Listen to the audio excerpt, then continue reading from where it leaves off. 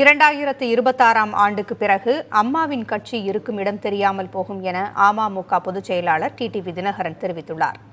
தஞ்சையில் செய்தியாளர்களிடம் பேசிய அவர் இவ்வாறு கூறினார்.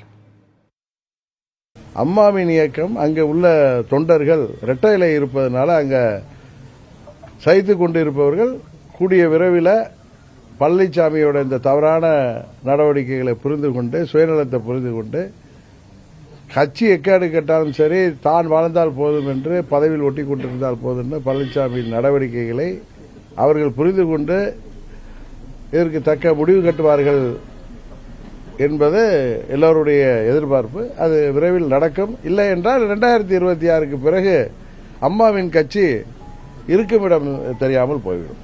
பிஜேபி அரசியல் ரீதியான இணக்கம் காட்டுவதாக நான் அதை எடுத்துக்கல. மத்திய அரசிட்ட திமுக போய் இப்ப ரொம்பவும் அவங்கள போய் என்ன சொல்றது தாஜா செய்து அவங்களுக்கு முன்னாடி இவங்க என்ன சொல்றது வளைந்து நிற்பதால் குனிந்து நிற்பதால் அவர்கள் இதுக்கு கூப்பிடுறப்ப வர்றாங்கன்னு தான் பாக்குறேன்.